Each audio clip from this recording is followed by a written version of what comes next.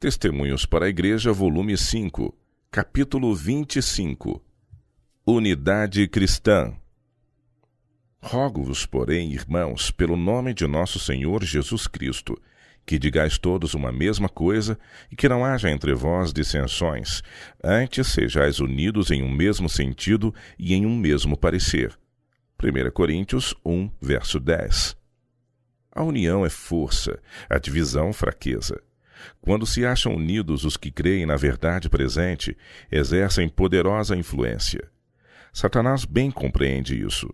Nunca se achou mais determinado do que agora para tornar de nenhum efeito a verdade de Deus, causando amargura e dissensão entre o povo do Senhor. O mundo é contra nós. As igrejas populares são contra nós. As leis da terra em breve serão contra nós. Se já houve tempo em que o povo de Deus devesse unir-se, é agora esse tempo. Deus nos confiou as verdades especiais para este tempo, a fim de as tornar conhecidas ao mundo. A última mensagem de misericórdia está sendo proclamada agora. Estamos lidando com homens e mulheres que rumam ao juízo. Quão cuidadosos devemos ser em cada palavra e ato para seguir de perto o modelo, a fim de que nosso exemplo leve homens a Cristo. Com que cuidado devemos procurar apresentar a verdade de tal modo que os outros, contemplando-lhe a beleza e simplicidade, sejam levados a recebê-la. Se nosso caráter testifica de seu poder santificador, seremos uma contínua luz aos outros, epístolas vivas, conhecidas e lidas por todos. Não podemos agora correr o risco de dar lugar a Satanás, nutrindo desunião, discórdia e lutas. A preocupação expressa na última oração de nosso Salvador pelos nossos discípulos antes de sua crucifixão foi que imperassem união e amor entre eles.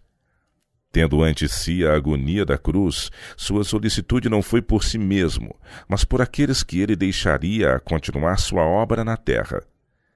As provas mais severas os aguardavam, mas Jesus viu que seu perigo maior proviria de um espírito de amargura e divisão. Daí orar ele: santifica-os na verdade, a tua palavra é a verdade. Assim como tu me enviaste ao mundo, também eu os enviei ao mundo. E por eles me santifico a mim mesmo, para que também eles sejam santificados na verdade.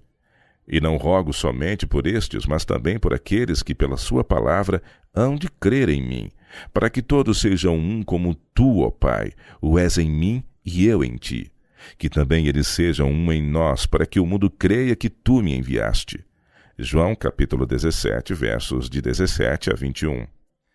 Essa oração de Jesus abrange todos os seus seguidores até ao fim do tempo. Nosso Salvador previa as provas e perigos de seu povo. Ele não é indiferente às dissensões e divisões que perturbam e enfraquecem sua igreja. Contempla-nos com mais profundo interesse e mais terna compaixão do que a do coração dos pais terrestres para com um filho transviado e aflito. Manda que aprendamos dele. Convida-nos a nele confiarmos. Ordena-nos que abramos o coração para acolher o seu amor. Deus se empenhou para nos ajudar. Quando Cristo ascendeu ao céu, deixou a obra na terra aos cuidados de seus servos, os subpastores. Ele mesmo deu uns para apóstolos, e outros para profetas, e outros para evangelistas, e outros para pastores e doutores, querendo o aperfeiçoamento dos santos para a obra do ministério, para a edificação do corpo de Cristo, até que todos cheguemos à unidade da fé e ao conhecimento do Filho de Deus, a varão perfeito, à medida da estatura completa de Cristo. Efésios capítulo 4, versos de 11 a 13. Ao enviar os seus pastores, nosso Salvador deu dons aos homens, pois por meio deles ele comunica ao mundo as palavras da vida eterna. Este é o meio ordenado por Deus para o aperfeiçoamento dos santos em conhecimento e verdadeira santidade. A obra dos servos de Cristo não é meramente pregar a verdade. Devem vigiar pelas almas, como os que têm que dar contas a Deus. Devem redarguir, repreender, exortar com toda a longanimidade e doutrina.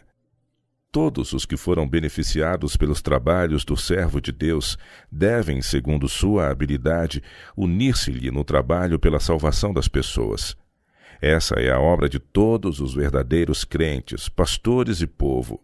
Devem conservar sempre em mente o grande objetivo, buscando cada qual preencher sua devida posição na igreja, e todos trabalhando conjuntamente em ordem, harmonia e amor. Nada existe de egoísta ou estreito na religião de Cristo. Seus princípios são difusivos e progressivos. Ela é por Cristo representada como a luz brilhante, como o sal que conserva, como o fermento que transforma. Com zelo, fervor e devoção, os servos de Deus procurarão propagar perto e longe o conhecimento da verdade. Contudo, não negligenciarão o empenho pelo fortalecimento e unidade da Igreja. Vigiarão cuidadosamente a fim de que não seja dada oportunidade para se introduzirem diversidade e divisão. Tem ultimamente surgido entre nós homens que professam ser servos de Cristo, mas cuja obra se opõe àquela unidade que nosso Senhor estabeleceu na Igreja. Têm métodos e planos de trabalho originais. Desejam introduzir mudanças na Igreja, segundo suas ideias de progresso, e imaginam que desse modo se obtenham grandes resultados. Esses homens precisam ser discípulos em vez de mestres na escola de Cristo.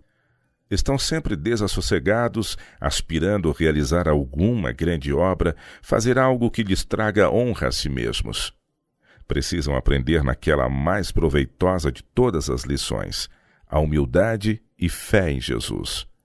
Alguns há que conservam seus coobreiros procurando ansiosamente mostrar os seus erros, quando deveriam, em vez disso, procurar fervorosamente preparar sua própria vida para o grande conflito que têm à frente.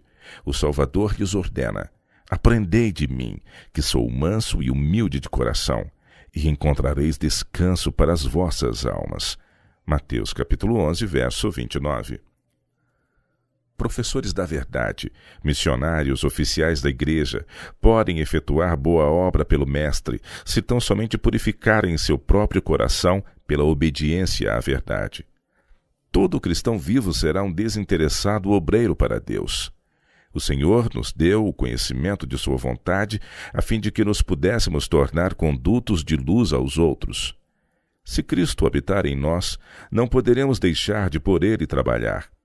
É impossível reter o favor de Deus e gozar a bênção do amor do Salvador e, ao mesmo tempo, ser indiferente ao perigo dos que estão a perecer em seus pecados. Nisto é glorificado meu Pai, que deis muito fruto. João 15, verso 8. Paulo insta com os efésios para que preservem a unidade e o amor. Rogo-vos, pois, eu, o preso do Senhor, que andeis como é digno da vocação com que fostes chamados, com toda a humildade e mansidão, com longanimidade, suportando-vos uns aos outros em amor, procurando guardar a unidade do Espírito pelo vínculo da paz. Há um só corpo e um só Espírito, como também fostes chamados em uma só esperança da vossa vocação, um só Senhor, uma só fé, um só batismo, um só Deus e Pai de todos, o qual é sobre todos e por todos e em todos. Efésios 4, versos de 1 a 6. O apóstolo exorta seus irmãos a manifestarem em sua vida o poder da verdade que ele lhes apresentara. Por sua mansidão e bondade, paciência e amor, deviam exemplificar o caráter de Cristo e as bênçãos de sua salvação. Só há um corpo e um espírito, um Senhor, uma fé. Como membros do corpo de Cristo, todos os crentes são animados pelo mesmo Espírito e a mesma esperança. Divisões na Igreja desonram a religião de Cristo ante o mundo e dão ocasião aos inimigos da verdade para justificar o seu procedimento. As instruções de Paulo não foram escritas apenas para a Igreja de seus dias. Era desígnio de Deus que viessem até nós. O que estamos fazendo para preservar a unidade nos laços da paz?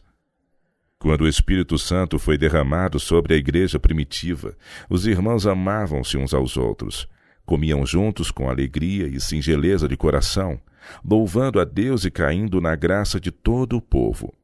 E todos os dias acrescentava o Senhor à igreja aqueles que se haviam de salvar. Atos dos Apóstolos, capítulo 2, versos 46 e 47. Aqueles cristãos primitivos eram poucos em número, sem riquezas ou honras, mas exerciam poderosa influência. Deles irradiava a luz do mundo, eram um terror aos malfeitores, onde quer que eram conhecidos seu caráter e doutrinas. Por isso eram odiados pelos ímpios e perseguidos até a morte. A norma de santidade é hoje a mesma que nos dias dos apóstolos. Nem as promessas, nem as reivindicações de Deus perderam coisa alguma de sua força. Mas qual é o estado do professo povo do Senhor em comparação com a igreja primitiva? Onde está o Espírito e o poder de Deus que naquele tempo acompanhava a pregação do Evangelho? Ai, como se escureceu o ouro! Como se mudou o ouro fino e bom!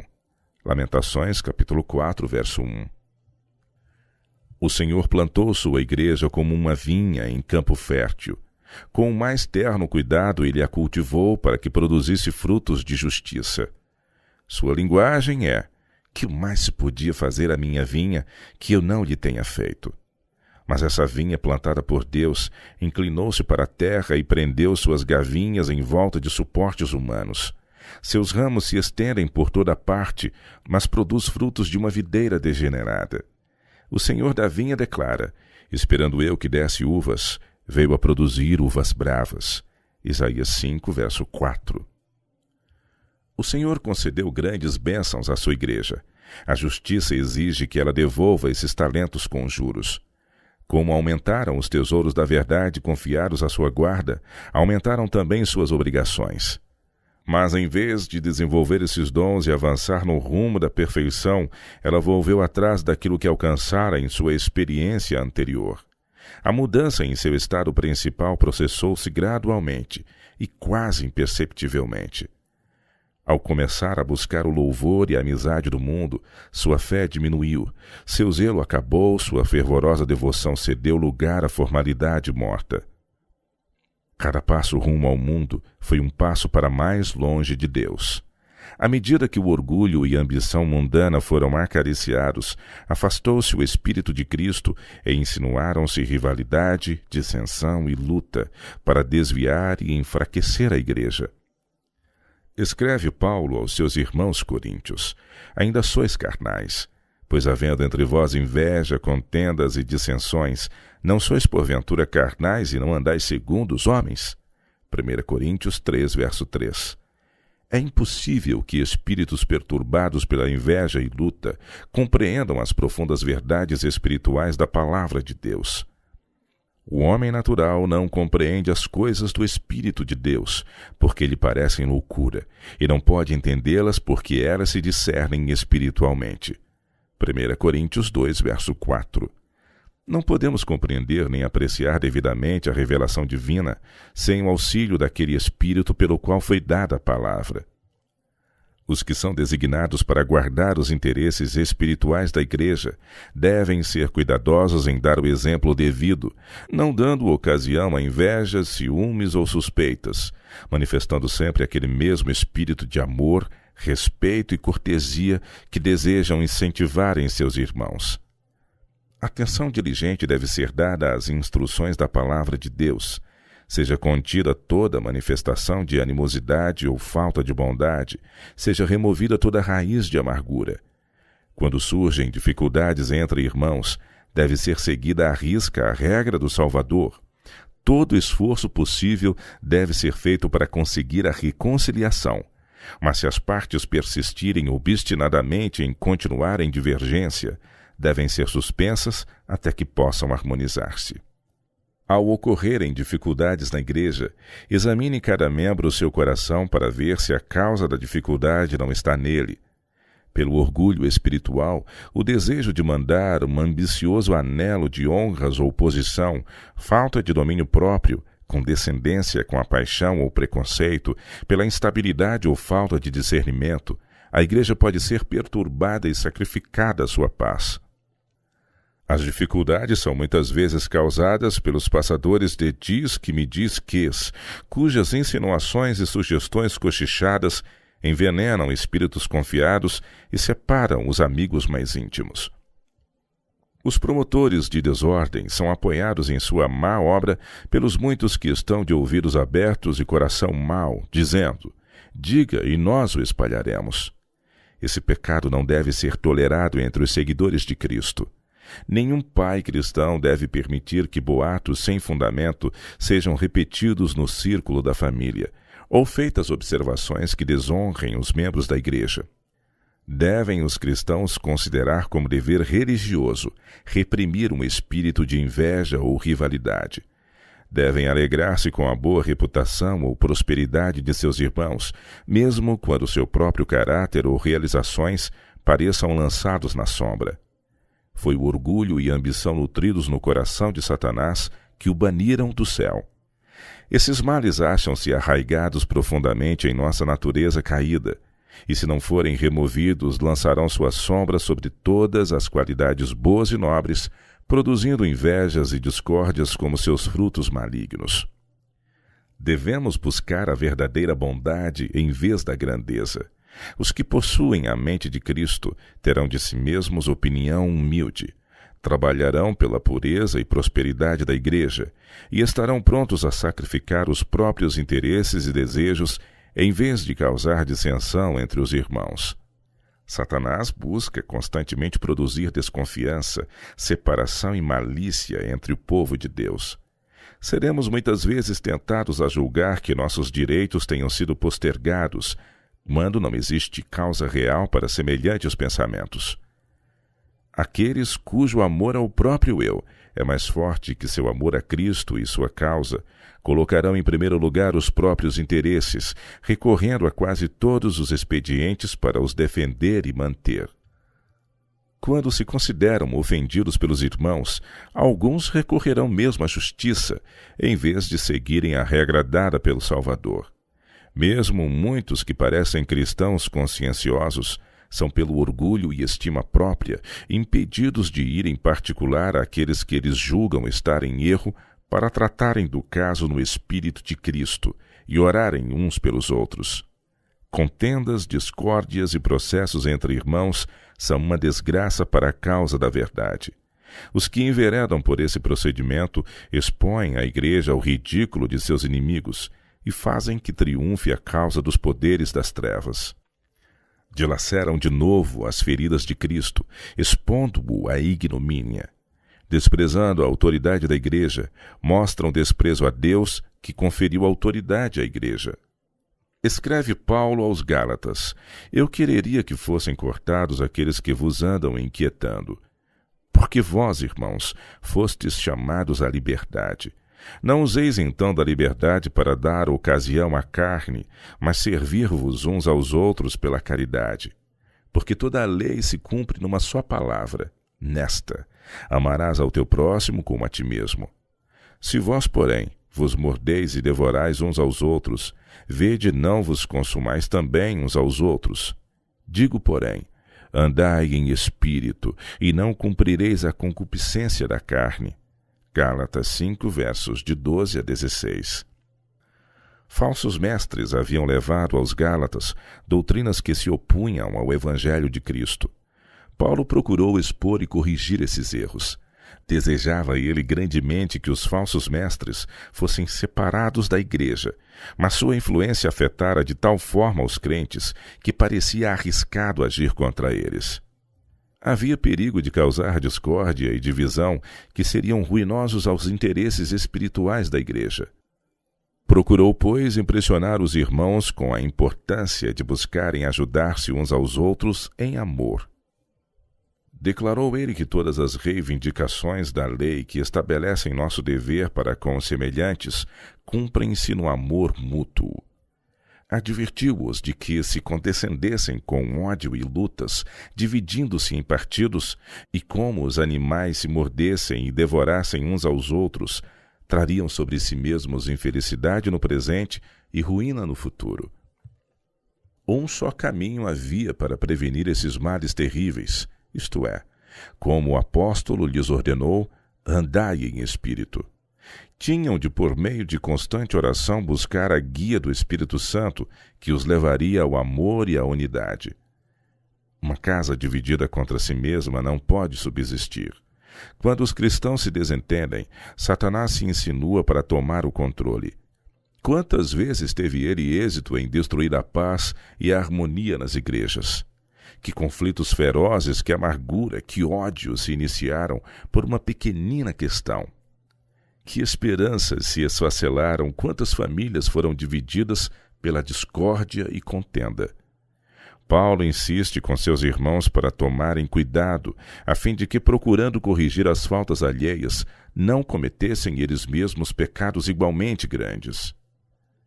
Adverte-os de que ódio, rivalidade, ira, lutas, sedições, heresias e invejas são tão verdadeiramente obras da carne como são a lascívia, o adultério, a bebedice e o homicídio, e como aqueles fecharão ao culpado a porta do céu.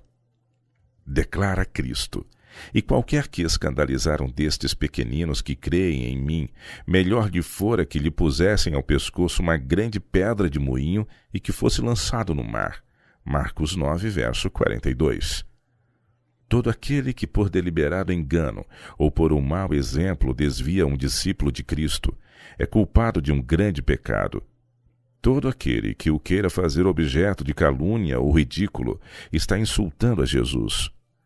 Nosso Salvador observa todo o mal praticado contra seus seguidores. Como eram punidos os que na antiguidade desprezavam aquilo que Deus escolhera para si mesmo como sagrado? Belsazar e seus 1000 grandes profanaram os vasos de ouro de Jeová e louvaram ídolos de Babilônia. Mas o Deus a quem desafiaram foi testemunha da cena profana. Em meio de sua alegria sacrílega, foi vista uma branca mão traçando caracteres misteriosos na parede do palácio. Cheios de terror, o rei e os cortesãos ouviram pronunciar a sua condenação pelo servo do Altíssimo.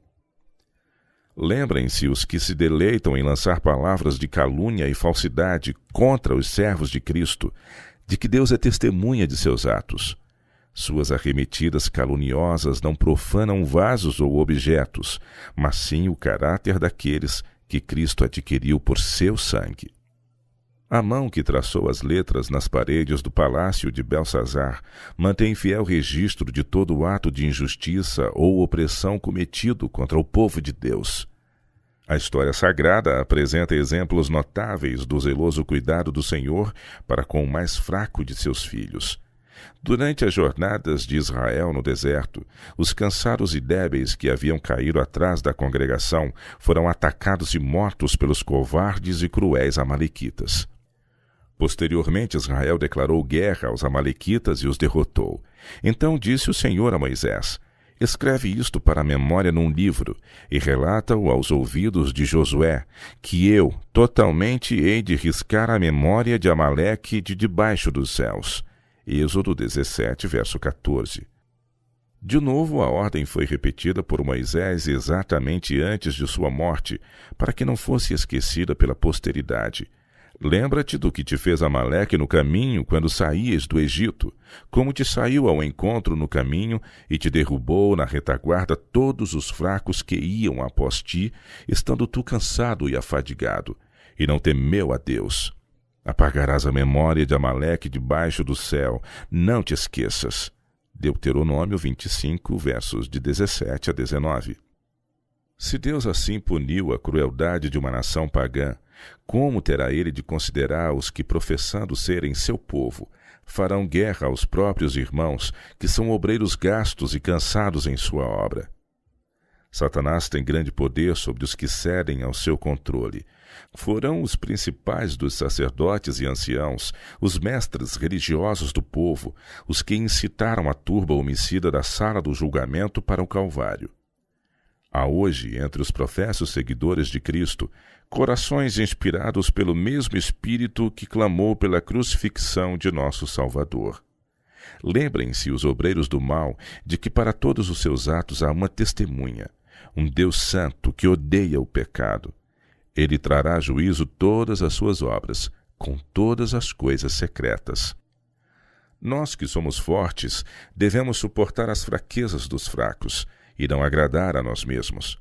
Portanto, cada um de nós agrade ao seu próximo no que é bom para a edificação, porque também Cristo não agradou a si mesmo, como Cristo tem tido misericórdia de nós, ajudando-nos em nossas fraquezas e pecaminosidade, assim devemos nós ter misericórdia de outros e ajudá-los. Muitos estão perplexos por dúvidas, carregados de fraquezas, débeis na fé e incapazes de apreender o que não veem.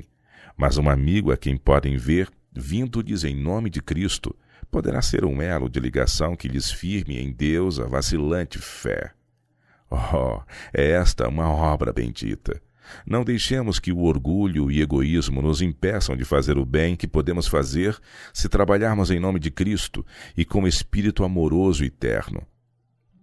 Irmãos, se algum homem chegar a ser surpreendido em alguma ofensa, vós que sois espirituais, encaminhai o tal com espírito de mansidão, olhando por ti mesmo, para que não sejas também tentado.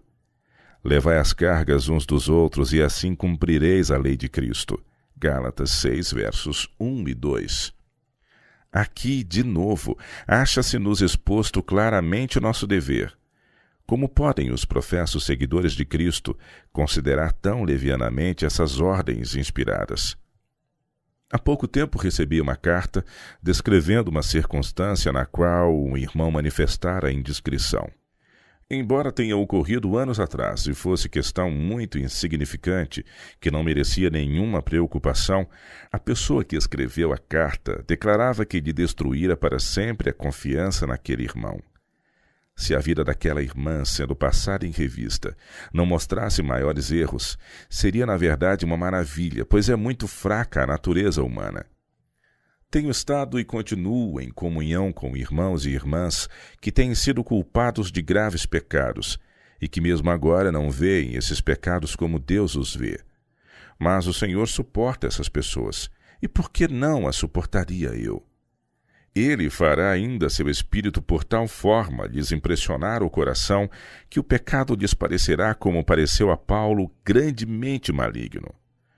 Pouco sabemos de nosso próprio coração, e pouca intuição temos de nossa própria necessidade da misericórdia de Deus. Por isso é que tão pouco acariciamos aquela suave compaixão que Jesus manifesta para conosco, e que devemos também manifestar uns para com os outros. Devemos lembrar-nos de que nossos irmãos são fracos e falíveis mortais, tais como nós mesmos. Suponhamos que um irmão, por falta de vigilância, tenha sido arrastado pela tentação e que, contrariamente à sua conduta geral, tenha cometido algum erro. Que procedimento devemos ter para com ele? Aprendemos da história bíblica que homens que Deus empregara para realizar uma grande e boa obra cometeram pecados graves. O Senhor não os passou por alto sem repreensão, tampouco rejeitou ele seus servos.